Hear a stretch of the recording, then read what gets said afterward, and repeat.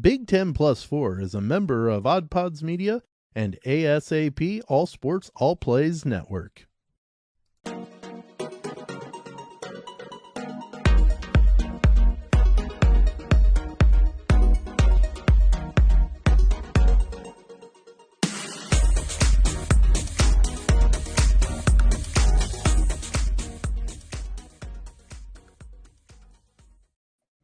Hello and good morning.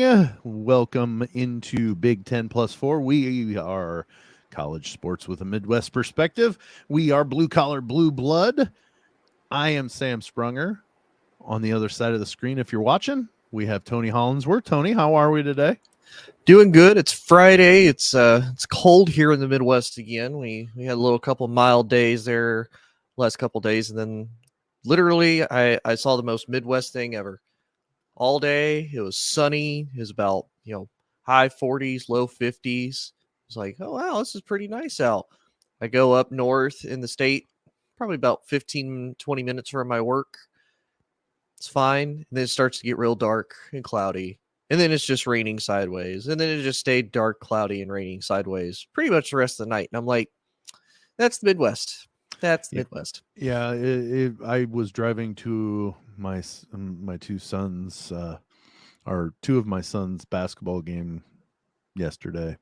And it just happened to be right in the middle of that storm coming through Northwest Ohio because it was coming down. Excuse me, and it was coming down pretty hard. So yeah, I get it. It doesn't make much sense, especially obviously winter time, no matter who or where, it's much different than it is any other time of the year. But when it's January 20th or 19th yesterday and it's 50 degrees and there's a thunderstorm warning or advisory out, doesn't match. So it's been an unusual winter to say the least. And we talked about it Wednesday with Dalton, is the unusualness of this winter has even poured into the Big Ten basketball seasons, men's and women. It's crazy sometimes seeing the results come from a game and you're like, that doesn't compute. We'll get into it a little bit more, but like last night, IU went into Champaign and thumped Illinois with Trayce Jackson-Davis. I mean, so it's so unusual to find craziness like that. But the one going on results from last night, it played a little bit more into the Big Ten men's race, I guess. To the top is Michigan State and Rutgers played in East Lansing last night.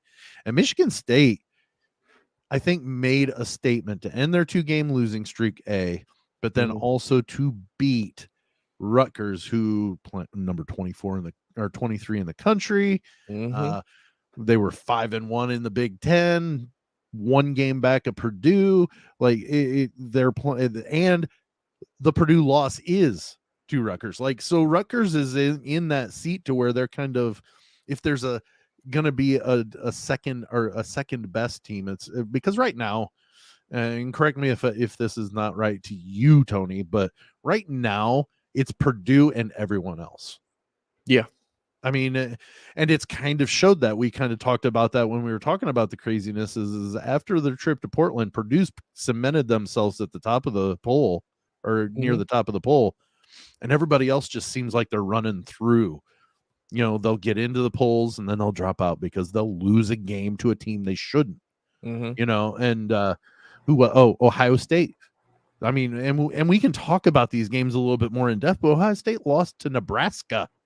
Yeah, and you think at one point, what was it, about a week or two ago, Ohio State was ranked in the top 25. We were like, okay, this is a solid Ohio State team. And then, they were the second highest ranked team in the Big Ten. And then they've started to fall off. They gave Minnesota their first win in the conference so far. They lost to Nebraska. So this is an Ohio State team. We've seen a flip where, like, wait a minute, whoa, time out. But like you said, that's the craziness of this Big Ten basketball. And I still say that's why even though the Big Ten hasn't won the big dance in 20 years, it's still probably considered one of the most well-respected basketball conferences in the nation. That Nebraska-Ohio State game was on Wednesday night. Excuse me. Sam Griesel with 15 points. Bryce Sensabaugh with 18 for Ohio State in the loss. I mean, Ohio State, Sensabaugh is a great player. Like, he was the one I was talking about last Friday, I believe, when I was saying Ohio State, if Malachi Branham hadn't left, him and Bryce Sensabaugh would be, honestly, I think it'd be Purdue and Ohio State at the top of the Big Ten, because Branham, amazing freshman. If he would have stuck around for one more year, he'd be better. And then you have Sensabaugh in there that I think they would be a 1-2 punch that would be extremely hard to defend. But with that, him gone, Ohio State's still not bad at all. They're not bad at all. No. And this does not help in any way, shape, or form them being on the last four out. I'm according to Mike DeCourcy, I think that Ohio State is in some trouble. They need to right the ship. Luckily, they have enough time. We're still not even halfway through the conference season, so it's not as dire yet. But kind of along the lines of IU, the statement I made about IU is if they wanted to have any chance at the Big Ten championship, if they were still had those delusions of grandeur that they were going to win the Big Ten title, they needed to go 12-3. Or whatever, to get to that magic number that Dalton said. Ohio State's getting there in the aspect they keep dropping some games to teams that they shouldn't. Yeah. Well, and not only that, Ohio State finds themselves in a predicament because they're on a 5-game losing streak right now. Like their last win was against Northwestern. They beat Northwestern pretty wholeheartedly, but then they've lost to Purdue. They lost to Maryland, they lost to Minnesota, they lost to Rutgers, and they lost to Nebraska. And I tell you, 3 of those 5 are not, you talk about not a good loss, but they're not bad. Like Purdue, Maryland's good. They've been ranked highly at points. Got a big win against Michigan last night. So like they're playing well. Rutgers, we just talked about them briefly. The only 2 that really stick out horribly are the Minnesota and Nebraska. Here's the thing. If you're going to trip up, don't make it against the teams that are at the bottom that should be the automatic W. They should be 2-3 in their last 5 instead of losing 5 in a row. And so they need to figure something out. It looks like they're close on every game except for Maryland, the game against Maryland, and it was only a 7-point game. So like they're literally right there. They just need to finish it. And teams like Minnesota, I'm not comparing Ohio State to Purdue, but Purdue beat them. So what was it, 71-39? Or 61-39? I forget what the score is. I should know this since we cover it. The Big Ten and whatnot. 61-39, not 71-39. 61-39. They held Minnesota to 40 points at home. While Minnesota was at home. Yeah. So Minnesota only scored 12 points in the first half to produce 31. So they had a 19-point lead on them going into half. Yeah, and don't get me wrong. Purdue's got something in the middle that really screws with offenses. Zach Edey 7'2" with huge arms to where he doesn't really need to jump too much to at least alter a shot. That's something that no other team in the Big Ten has, and I think that's why we're talking about it being Purdue and everyone else underneath. Yeah, but I will say, go ahead. But you should still be beating Minnesota. Yeah. Well, and I will say, and it doesn't get any easier for Ohio State. You look at their next few. They host Iowa. That's not going to be an easy game. Iowa's playing well lately. Yep. They're let's see, I just had it up here. Let's see. They're 4-3 in the conference. Thank you. 12-6 overall. It's on the right side of the screen, not the left. Sorry. And they started. If I'm right, I think they started conference 0-2. Iowa did, if not 0-3. Yeah, if I remember correctly, let's see, they faced Wisconsin first. They got an L, Nebraska, and Penn State. So yeah, they were 0-3 at first. They're on a 4-game win streak Yeah, right now. 4-game win streak right now. Their last loss was Penn State, a close loss to at Penn State, and then they've beaten IU, they've beaten Rutgers, Michigan, they beat Maryland. Rutgers, Michigan, Maryland. Their wins are impressive. So like this is one of those that Ohio State doesn't have a really good prognosis for their next game. And then they've got to go to Illinois, then they've got to go to IU. Their next winnable, I mean, all these games are winnable. But one that you would say, okay, yeah, I would pick them. They host Wisconsin. Maybe hosting Wisconsin. And then they go to Michigan, which I feel both of those, Wisconsin and Michigan, both, because to me, Michigan's been super underwhelming this year. You know, for the second straight year. Right. Well, last year they were like, okay, well, they're kind of getting hot, right. What I'm saying is the way they've started this year is much like it started like last year, because last year you were expecting Michigan to be the team to beat, and it turned out that they weren't even close. Yeah, they weren't even, and they backed into the tournament. Now they made a Sweet 16 run. They were one of 2 Big Ten teams to make it the Sweet 16, but that's not my point. We've often talked that a lot of times your postseason success depends greatly on how it's scheduled out and how the map plays in the bracket out for you. It played out well for Michigan, and they were able to get to the Sweet 16. I don't think they were a Sweet 16 team all year long. Right. Yeah, no, because I'll say last year, that Big Ten tournament, when I watched IU was probably one of the most exciting teams. They were winning. They were getting upsets. We're like, wait a minute, look at IU go. Can I make a statement really quick? You know that I'm not an IU fan, right? Oh, 100%. I know you're. And I think IU should have been in over Michigan in the positions in which they were put in. Right. Because IU made the tournament, but they had to play in a first 4 game, which was a big deal because they had to play a late night game and then fly to the West Coast, and they got delayed, and they ended. So it was a bad situation once they got out to their regional site. And Michigan got an automatic, like they didn't have to play in the first 4. Now you look at how they were playing going into the tournament. IU had to come back from 18 down against Michigan in the tournament in order to advance. They beat Michigan. Michigan blew an 18-point lead against IU. Then IU got beat on a last-second banked 3-pointer by Iowa, or they would have went to the next round. Like the IU got the shaft last year. If you were talking about the 2 Big Ten teams that I'm talking about right now, the Michigan IU, at the very least, should have been the other way around. Oh yeah, I agree. Well, because then for IU, if you're in the Big Ten tournament, you get a win against Michigan and whatnot, but then they're like, okay, well, we're still going to put Michigan ahead of you. But so what? And it doesn't make sense as to why, because they were comparable. I think they were the 6 and 9 seeds, so like they weren't very far apart in record wise even. So you can't say, well, the regular season, they really stood out apart from IU. No, they didn't. Right. They might have been a little bit better, but they weren't markedly better to where you say, okay, that 18-point loss of a lead is an anomaly. No, you started out like a dumpster fire, ranked number 4 in the country, went into the season and acted like you were a JV basketball team getting beat by everybody, and your coaches, throwing punches after games.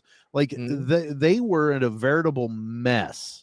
And they still got a better seed than IU. The committee dropped the ball on that. I don't care that Michigan made it to the Sweet 16. I don't want to hear it from any Michigan fan say, well, look what they did. Don't care. They shouldn't have been in that situation. That should have been IU's spot. Yeah. Well, and like I said, it kind of, for IU, it's like, okay, well, what's the point in playing in the tournament and in the game at this point? Because we got the win over them. So why are they still placed higher? To me. I know this sounds odd, but I'm wondering, unless there's some sort of caveat that you have to. I don't think there is, but maybe there is, and we just don't have any idea that it's there because we've never run into it. Southern Cal lost out on the playoff because they went and played their conference championship. Their conference championship game is an extra game. It's and the committee even said bonus. Mm-hmm. But yet they lost that bonus and lost out on the playoff. Right. When is it a team says, "No, we're good. We're not going to play in the conference championship because you know what? If we just sit idle and not lose, we're in the top 4." Right. Or in this case, top 12 once we get out there, or whatever, well, the conference championship will matter then in order to get an automatic bid if that's the way they go, I guess. But when is it that a team says, yeah, we're not going to play in the tournament, in the Big Ten tournament, because we don't want a bad loss to hurt us? Yeah.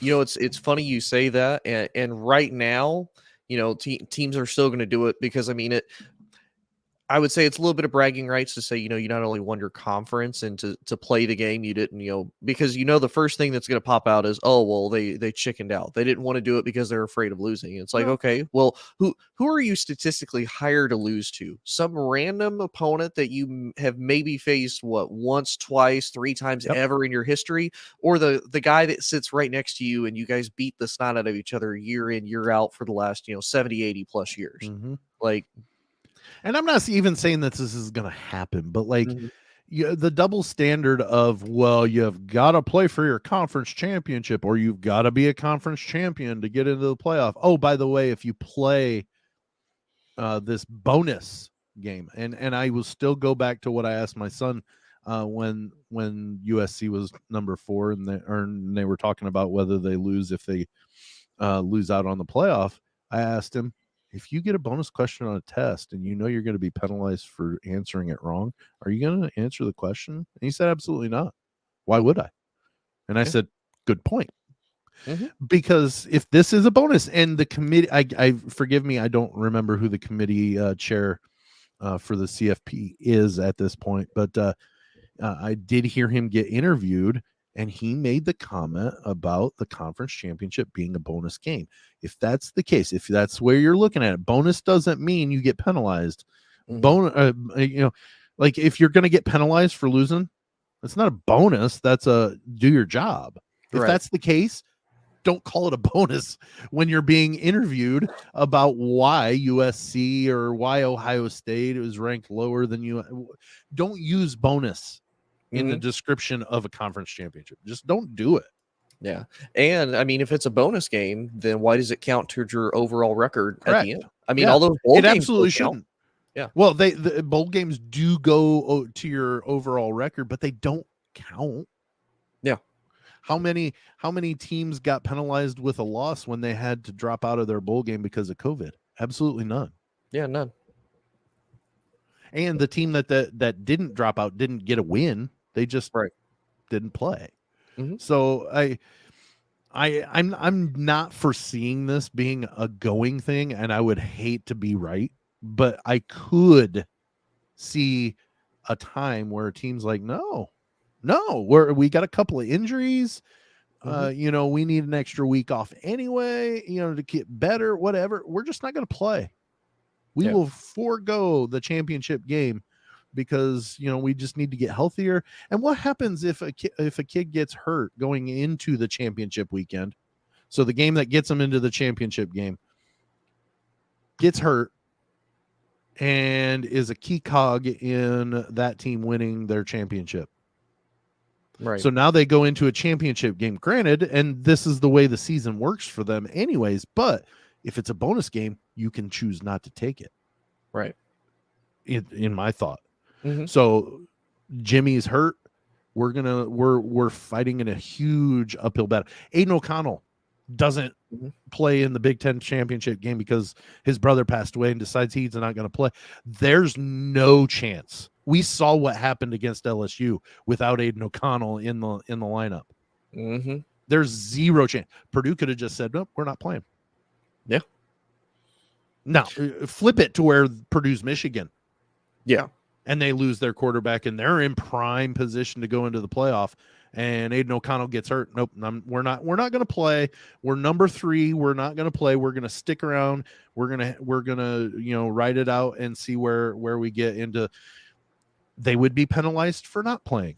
I'm positive a team will be penalized, and that is a double standard that shouldn't be held to the case if it is truly in fact a bonus game. And if that's the case, if it's a bonus game, you can't do it. I'm sorry to get on this soapbox. It has pushed us long on the first quarter. We real quick on IU. They've won 2 in a row. They've beaten Wisconsin when they were number 18 just at the beginning of this week. Yep. And then they beat Illinois at Illinois, and it's tough to go to Champaign and win. They're right now sitting. Well, they're tied with Maryland in the Big Ten conference at 3-4, 12-6 overall. Michigan State on Sunday. Yeah, it's it doesn't get much easier for the Hoosiers. Their next game, then they have Minnesota at Minnesota. I think we've seen that can be a trip up game.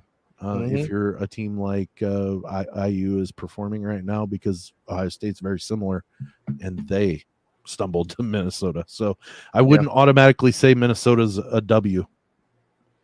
Yeah, and then they host Ohio State. Then then their next 3 games to me are going to be rough because they have to go to Maryland, then they host Purdue, and then they host Rutgers, all back to back.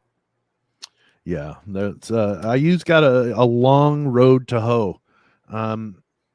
Now I know I made the statement of IU's going to have to go 12-3 or whatever to get to that magic 13-7 that Dalton said that he thinks could be the Big Ten champion, the champion's record this year. I'm not sure I'm convinced that that's true yet. I think Purdue is pretty darn good, and they could be the curve buster, basically, to where everybody's going to be second best team's going to be 13-7, and any normal year they would be in contention with the title. But I think Purdue might be 17-3, 16-4, like comfortably far enough ahead that they're kind of cruising into the final, and taking the Big Ten and going into the tournament. But IU, I didn't even take into consideration when I stated that they still have to play Purdue twice. They still have Rutgers. They still have to go to Michigan. They still have to go to Northwestern. They still have to play Michigan State twice if you include tonight, this Sunday weekend. They still they have to play Michigan twice. Like they have a really hard schedule to end the season, and I don't know that they get back to 500. Yeah, unless they get healthier. And Trayce Jackson-Davis performs like he did last night. 35? Was I right? Yeah. Am I right? 35 points. 35. A ton of rebound. Like he had a game. Like it was. Excuse me. Oh, I thought I had it on here, but evidently not. But yeah, he had one heck of a game. I must not have saved that. Anyways, it was the first time he had 9 rebounds, 5 assists, and like 3 steals or blocks. Yeah. And it was like the first time a player had done that on a road game in the Big Ten in forever. So if he's going to start playing like that, then teams have to start worrying about more. Not that they shouldn't have worried about it in the first place, but they need to worry more about IU if that's the case. Oh, yeah, 100%. I mean, you look at he hit 15 and 19 of his shots from the field. Yeah. Like, and he wasn't missing. Like like last night when you saw him miss, you go, "Whoa, it's not missed." Him. Like, wait a minute, he missed? Yeah. So like if he can do that, and he's averaging 18.6 points a game, 61% from the field. So like he's doing what he needs to do. It's the supporting crew around him that need to kind of kick that up and make IU more formidable of an opponent. But they certainly don't have an easy route the rest of the way. No. And I mean, you could make that argument honestly for the Big Ten as a whole, because like we said, it's been such a cluster and everybody just beats up on each other. And again, you have some of your best teams come out of the Big Ten, but you also have some of your most injured and Right. battle-tested teams come out of the Big Ten. Right. All right. Let's move to the second quarter and talk a little bit more men's basketball. Maybe slide into the women's game before the half, but at the very least, we'll go into that after the half. So let's go to the second quarter. Okay, we talked about it a little last night, or a little bit earlier, but Purdue goes to Minnesota. I don't care what anybody says. It's normally very hard to play in the barn in Minneapolis. It's a raised court, which is weird to me because you've got guys running full speed, and what happens when they miss? Running into a crowd and chairs is hard enough, but what if you drop 3 feet at the same time while you're doing it? It just never. But that's the kind of what gives it its charm, I guess. It's never been charming for me as a Purdue fan because going into Minnesota has always been a bear. Purdue last night, though, 61-39. You mentioned it. It was 31-12 or 30-12 at the half. 31-12. Yeah, former guest Raphael Davis, right? From Purdue. It is Davis. Golly. It's early in the morning. I apologize. Golly. But the tweet, and I'll get it here in just a second, but the tweet it said that Purdue has forced 10 turnovers, and this is the first half. Forced 10 turnovers, allowed 5 field goals. Yes, Raphael Davis. Sorry. Raphael Davis, former Boilermaker, but twice as many turnovers for Minnesota than shots made in that first half. So that's a combination of, to me, of bad defense or good defense and bad shooting. But having listened/watched that game, Purdue had it on lockdown. They had Minnesota locked down. They're playing. Let's say you were around last season for the tournament. Purdue's playing defense this year. They weren't last year. They're playing defense a lot better this year, and I think that's why they are one and everybody else is just playing for second right now. Yeah. And you look at it, so the only time Minnesota ever kept this game close was within the first, about 2.5 minutes of the game. At 17:53, it was tied Purdue 2, Minnesota 2, and then it never got close again after that. I turned it on because I forgot it had started early, and I was driving home from my kids' basketball game, and I flipped it and found it, and it was 10-5. Yeah. I'm like, okay, well, got a good lead. We can work with this, even if Minnesota kicks it up. I think it'll be. I didn't imagine 31-12 at the half. I really didn't. And then it just kept getting more and more distant. Like Purdue pushed many times, getting it at 30 points. Yeah. Like, again, much to your point, it was within 9 from, 12:44. Then Minnesota brought it up to 7 at 9:15. And then after that, the 9 points was the lowest it ever stayed at as far as being any close at all. Yeah, and we're not going to dwell on it too much, but Braden Smith led the way with 19 points for Purdue. Mm-hmm. When he's not, or when Zach Edey is not the leader, he wasn't the rebound leader either. Yeah. Caleb First had 9 rebounds. So they were winning it in that fashion without Zach Edey being the dominant player that he normally is. That's not me saying, or that's me saying it's nice to be able to have that sort of dominating performance and not have to have your go-to guy score 30 points to do it. Yeah. I think he had 14. He had Zach Edey had 12 last 12. Night. Okay. Yeah. And they didn't need it. And that's fine. But Purdue's looking very good. They're the best start in school history, 18-1. Probably will move up to number 2 because Kansas got beat earlier this week. As long as they don't stumble this week. I do believe they play Sunday. They play Sunday. Versus Maryland. Yeah, against Maryland. So is it? Yeah, it is. Okay. Yeah. It didn't load. The window didn't load right. Yeah, they host Maryland at 1:00 on on Sunday, and you can see it if you want to go to West Lafayette for $130. No. In contrast, you can go to Ann Arbor and watch Minnesota play Michigan for $4. That would probably be a little bit easier because, I mean, between the gas and whatnot of having to get up there, it's like $130 and gas. Yeah. If you were throwing in a gas card or a car rental, maybe I wouldn't. I'd think about it, but I'll watch. Right.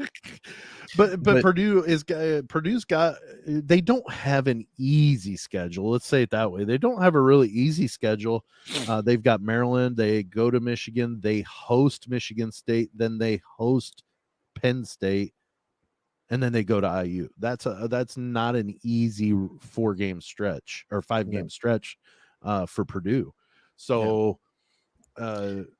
this will, I think, not that they haven't already kind of proven it against some of the teams they've played. I think this will go a long ways and then they're host Iowa after that, at Northwestern, at Maryland. This, good Lord, I guess maybe it's just the Big Ten, because you sit there and look at it and go, we've seen these teams beat good teams before. These are not pushover games. Mm-hmm. Right now, I think only, and even we've talked about them both actually winning games. Minnesota and Nebraska are about the only two teams that you can kind of chalk a W up. Yeah. For those top half teams, and now we've said that, and Ohio State's lost to both of them in that time frame. But my point being is every game you can see any team winning against any of the other teams. Like, there's no guarantee. And here's what's crazy. So, Ohio State's lost to both Minnesota and Nebraska, but then you look at the last 6 games that Purdue's played, they've gone 6-1. Their closest games was against Rutgers by 1. They beat Ohio State by 2, and then they beat Michigan State by 1. So, I mean, all of these games are extremely close. So, like you said, this is literally one of those they can go in, and I don't see Purdue getting blown out by anybody by no means. But I could also see them, kind of the same thing with Rutgers, getting a loss like a bunch of other teams. It's like, hey, very last shot, the team makes it, and they win by a point to 2 points. I could see Purdue going into into Ann Arbor and losing. They did it last year. Like they were at the top of the bracket, or the brackets, the rankings, and ended up getting beat by 25. Mm-hmm. Like, I can see that happening. I don't envision it happening, but I see a scenario that, that they could go in to Bloomington on the 4th and lose by 16. Right. They could go into Bloomington on the 4th and win by 16. Mm-hmm.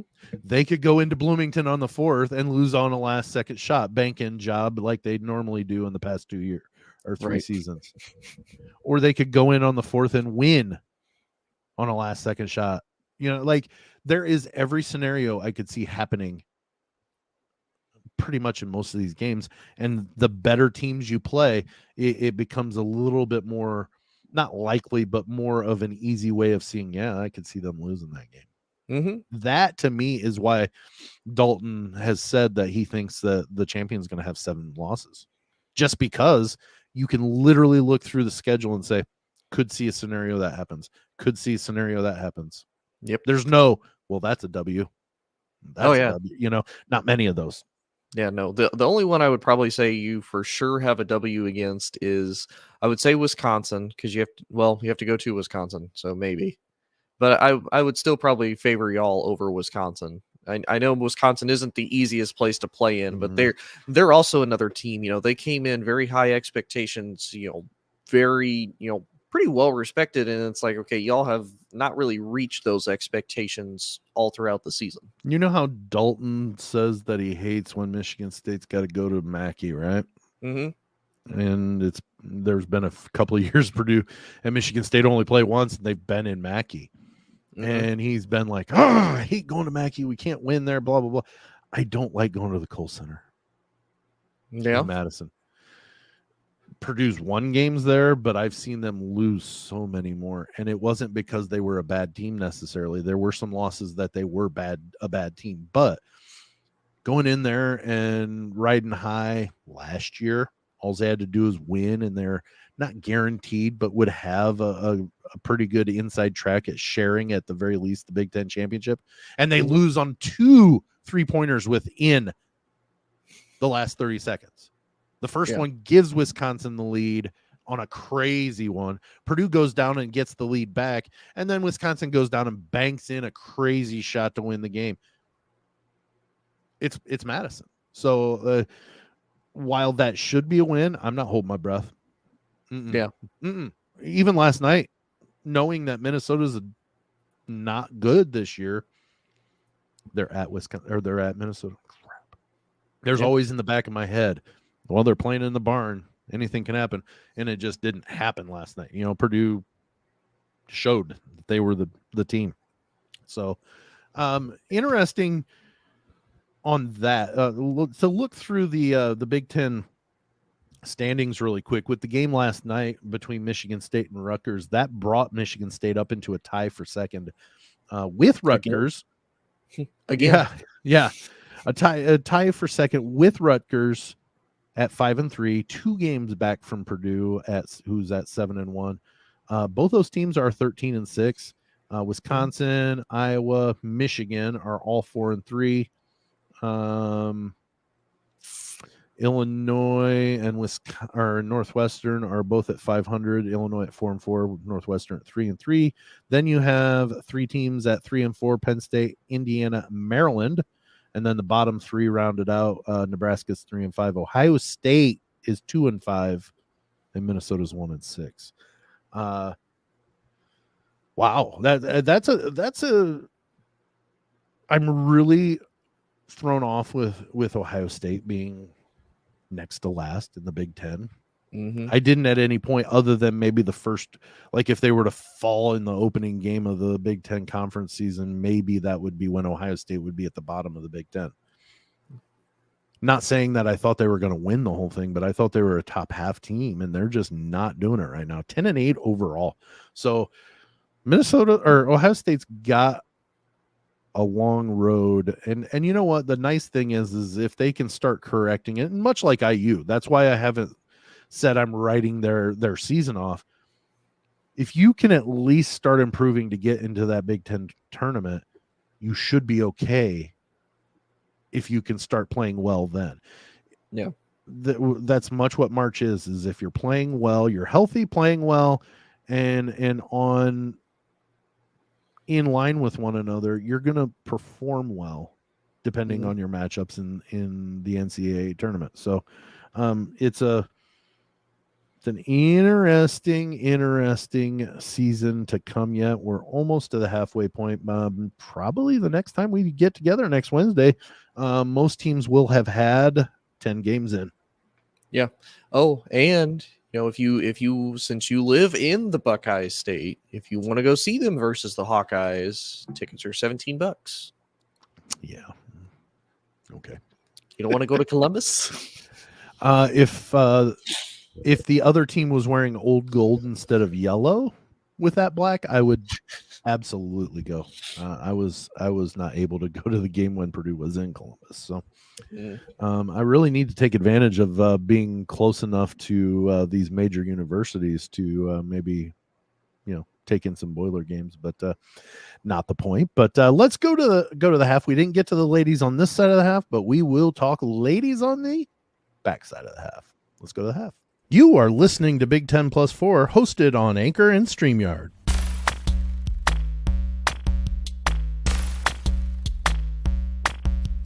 Hi, I'm Lauren. And I'm John. And we host the Beard Owl Podcast, the podcast where we talk about 2 of the greatest things in the world, beer and Weird Al. And a bunch of other stuff. That's right. Do you like nostalgia? Do you like sibling banter? Do you like beer? Do you like Weird Al? Are you human? If you answered yes to any of those questions, give us a listen. Become one of our loyal commenters.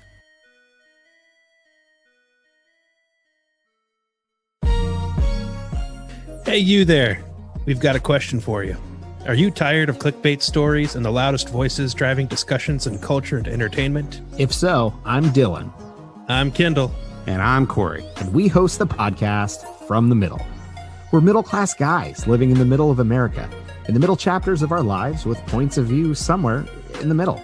We take a more reasonable and centrist approach in our discussions covering genres like comedy, culture, entertainment, and interviews, with really interesting folks like business owners, comic creators, doctors, news anchors, New York Times best-selling illustrators, professional stand-up comics, and more. We really value a relaxed and conversational podcast, one that we hope is so fun and laid back, you'll forget you're not actually hanging out with us. So search at From the Mid Pod, just like it sounds, or check us out everywhere you can find podcasts.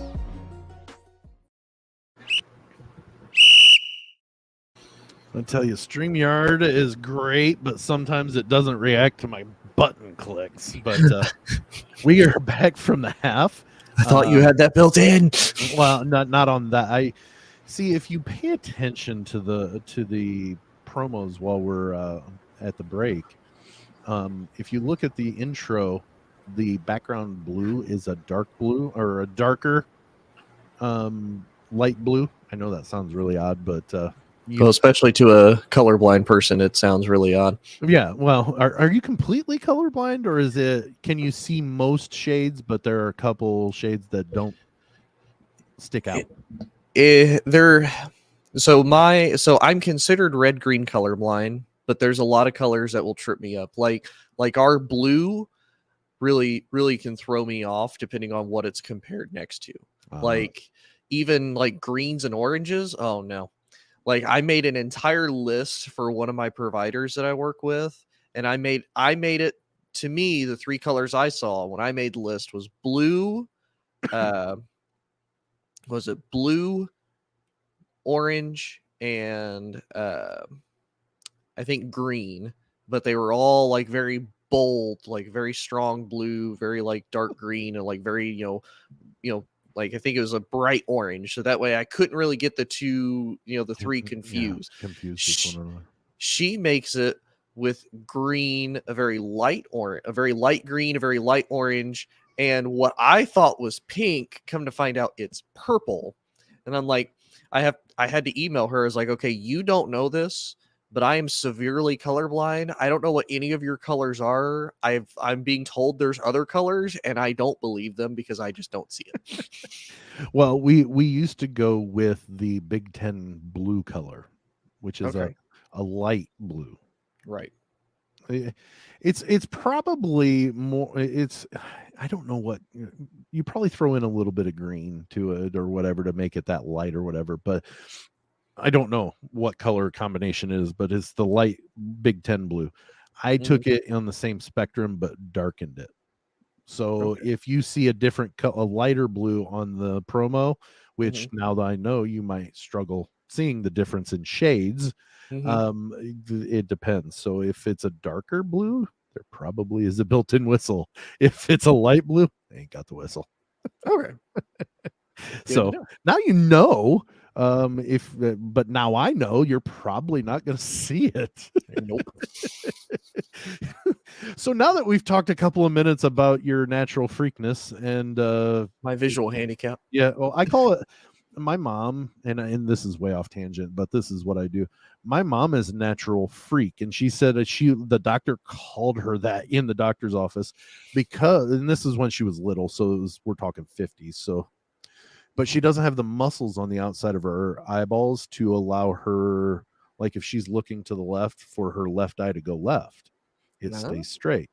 So if she looks right, her left eye will look right, but her right eye won't. So like so she calls herself a natural freak because it happens naturally. Right. And, it's out of the norm. So it's freakish. Well, it's always funny for me because being colorblind is one of those that a lot of people typically forget because you're used to most. You people don't see it. You can't. Yeah, you don't see it. You don't know. But it's always funny because I tell people because I'm always the person for whatever reason. People be like, "Hey, what do you think of this color?" I don't know. I don't know. What do you think about that? There are so many questions that you shouldn't ask me, but this is definitely the one that is at the top of the list. Well, and I've always, and I know we're running off topic, but real quick, the one that I always think is funny that I always ask people to do for me in reverse is they're like, well, well, what colors can you see? And I'm like, All of describe. them? I'm like, describe to me a color without using another color. Yeah. It's impossible. And they're like, what? And I'm like, describe to me what the color red The fruit is without using red. that is after a name. How about that? Yeah. Does that help? Right. All right, let's move to the ladies' side. This is we talked about the craziness of the men's side. That is not missed on the women's Big Ten side. Last night, a game that Dalton was at, Iowa beat Michigan State 84-81 in overtime. Caitlin Clark with 27, but Kamaria McDaniel had 23 for the Spartans. So the Spartans, while they're sitting at near the bottom, next to last in the Big Ten at 2-6, 10-9 overall, they pushed probably the best player in the country and her team to overtime, and it just barely missed it. Yeah. And that's what I'm getting is Iowa. They're number 10 right now. Mm-hmm. They are 15-4, so they've got 4 losses. They're not unbeatable. They're 7-1 in the conference, Mm-hmm. and they almost got beat by Michigan State, who I'm not knocking on them, but they're a bottom team. Oh yeah, and that's the crazy part about the women's is, you look at the men's, for the most part everybody's close, and you kind of had the bottom 3. For the women's, it's the total opposite. You have a whole top half that are dominating, and then you have a second half that they're not really there. Because you look at the top half, you have Ohio State is 8-0, they're 19-0 overall. Number 2 Then in you the have country. Then you have IU, who's 7-1. They're 17-1 in the conference. Then you've got Iowa at 15-4 overall, but 7-1 in the conference. The next 2 worst teams are Michigan and Maryland. They're 6-2 in the conference. They're 16-3 and 15-4. And then Illinois is 5-3 and they're 15-4 overall. Everybody else, they have right at 12 wins, and they're either 500 or worse in the Big Ten. Well, if you look, there's exactly 7 teams that are 500 or better, and exactly 7 teams that are below 500. Yeah. That parity is pretty impressive on that aspect. But I think you're looking at 7 teams that are in contention, and let's get down to brass tacks. Ohio State isn't losing 3 games in this Big Ten season. No. So if you already have 3 losses, you're pretty much going to say you're playing for the very best, a number 2 seed. I don't see if Ohio State even loses, and I think there's a chance that they could, especially playing against somebody like IU or Iowa, especially. They're not losing 3 games. Even if they lose to IU and Iowa, they're still going to only have 2 losses. I just don't know that there is another team that is going to stop them.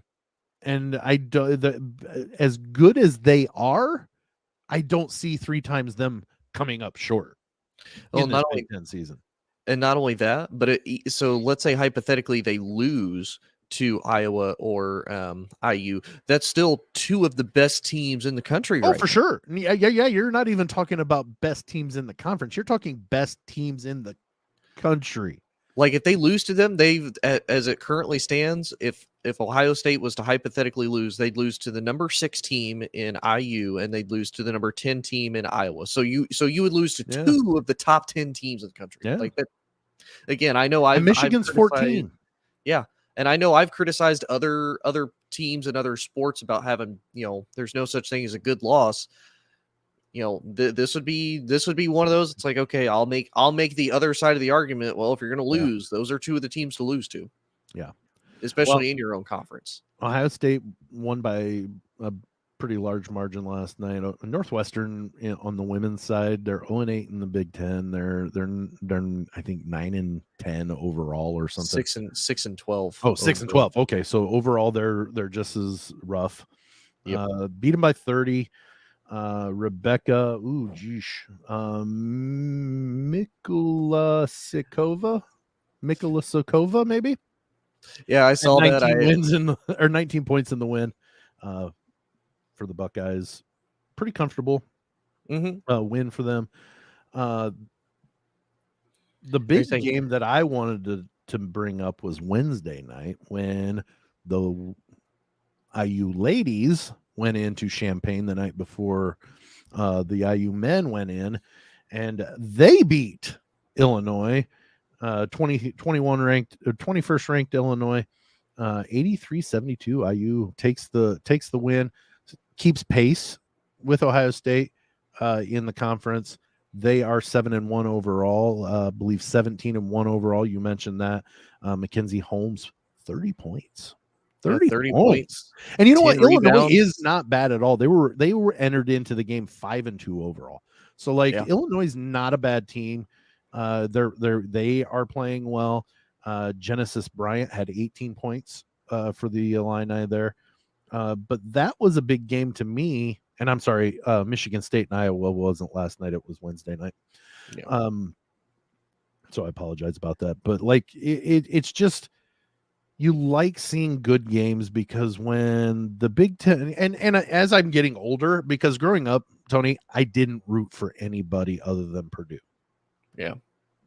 If Michigan was playing, whoever, Tennessee or whatever, I'm rooting for Tennessee because I don't want to see Michigan. And that's a bad example, but you get what I'm saying. I always rooted against the Big Ten. Now I'm seeing it for what it is. If the Big Ten succeeds when it's not at Purdue's expense, that makes my team better. Yeah. You know what I mean? Mm-hmm. So as these teams, and that's on the men's side, I like Purdue on the women's side, but I don't have enough of an established rooting. I will root for Purdue because they wear black and gold, but I'm not necessarily married to that absolute hate or whatever, or absolute, I want Purdue to win, but it's not as big. And the women's side, when the Big Ten, I'm sorry, I was trying to do two thoughts there, but when the Big Ten succeeds and Purdue's good, and the rest of the conference succeeds, that means, hey, look, Purdue's really good in a really good conference. So I see as I've gotten older that that is a benefit, is the rest of the conference being well or being good does well for my rooting interest as well. So it's really nice to see that there is a lot of competition. The Spartans on the ladies' side down this year, but still giving up one hell of a fight to one of the better teams in the country, and one of the better players I've seen in my lifetime too. Yeah, and to give you an idea of the overall women's talent for the Big Ten, so you looked at the Ohio State and the IU game. So to give you an idea on both of those, except for one player on each, every one of their players of their starting lineup had over 10 points scored. The only ones that didn't, they had 8. Sydney Parrish for IU and then Ricky Harris for Ohio State both had 8 points in their team's wins, but everybody else had 10 points or more when they scored. That's crazy. Yeah. Yeah, it's an impressive. It makes me excited to further watch what's going to happen and play out in both the men, and women's, but especially the women's, because there are so many really good and solid competitive teams at the top that's going to make it interesting. So let's move to the fourth quarter and our headlines, Tony. Sweet. All right, this is the part of the show where we wrap up for the week, but then we also we take out a headline that caught our eyes, and then we shed some light on it and put him on the front page of our newspaper. Every week we have tried to have Dalton record his Dalton Daily, and we got it. So Tony, let's listen to that. Taking a look at the Dalton Daily, and I really want to take a look back at the classic matchup we just had in East Lansing this week between Michigan State and Purdue at the Breslin Center, where Purdue escaped with a 64-63 win against the Spartans. And the reason why I want to highlight this as a part of the Dalton Daily is because if you take a look back at the last handful of years, Michigan State and Purdue this has turned into a series that has delivered quite the classics. You go back 5 years ago, and in 2018, you had this being a top 4 matchup between Michigan State and Purdue, and Miles Bridges hit the game-winning jumper to knock off the Purdue Boilermakers. And then you go back to the COVID year, and Travion Williams had to lay in right before the buzzer went. Michigan State got a final look at it, but they couldn't convert. And Travion Williams gave Purdue the game-winning shot there right in front of the rim. You go back to last year. Tyson Walker hits a game-winning 3 from the left side. This year, Tyson Walker drops 30, but Zach Edey drops in 32 and the game winner against the Spartans. So you take a look at the last 5 years, that's 4 classic matchups that we've gotten out of this series between Michigan State and Purdue that always promises to be a good one, especially if it's at the Breslin Center. Because when it's played in West Lafayette, the story's been a little bit different. Michigan State still trying to get its first win in West Lafayette since 2014. Now, the Spartans will get that opportunity January 29th as Michigan State will head to Purdue to see if they can't finally get that win. There's been a couple of good ones there. I believe in 2016 it went to overtime before Purdue just held on, I think, by 1 point, if memory serves right, in that matchup as well.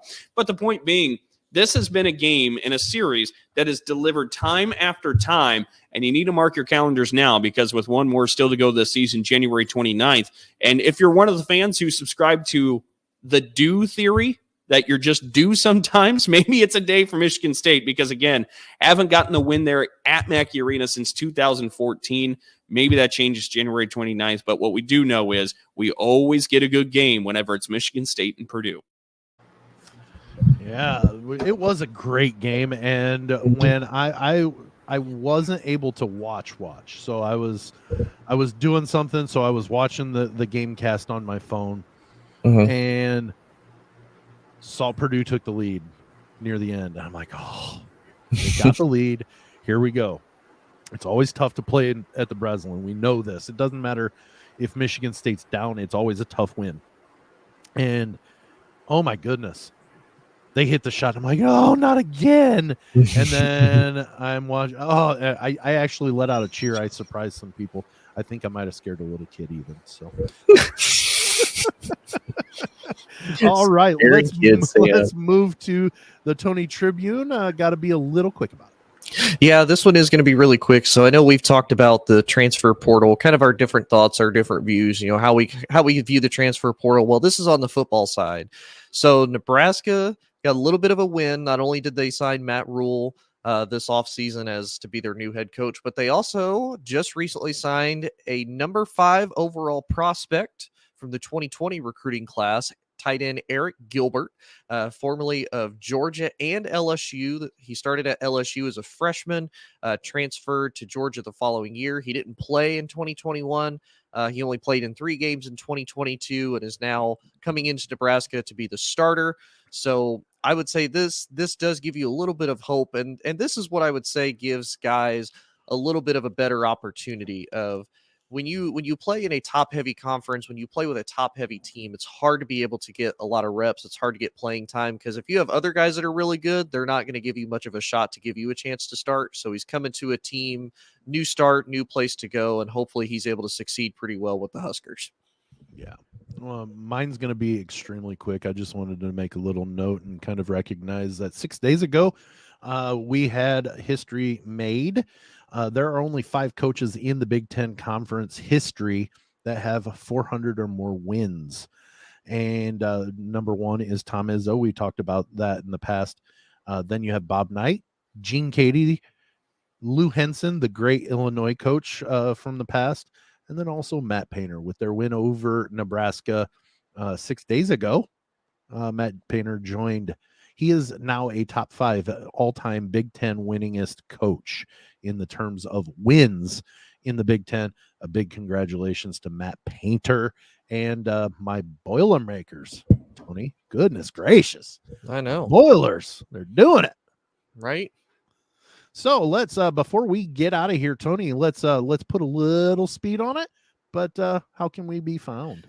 Find us on Twitter, TikTok, and Instagram at Big 10 plus 4. You got to spell it the plus, can't put it in there. On Facebook, you can put Big 10 plus 4, spell it out or don't. That's up to you. You can also find us on oddpodsmedia.com. We are the only sports show on there, as well as a slew of other great shows that you need to check out. You can also find us on ASAP twice a week on Wednesday and Friday mornings. And if you want to see all the kooky stuff that we may or may not do on here, you can also find us on Spotify later that same day. Impressive. That's all from us here at Big 10 plus 4. For Dalton Shetler, who was here on video and once a week on our first stream, that's Tony Hollinsworth. I am Sam Sprunger. We'll see you next week, and thanks for coming by.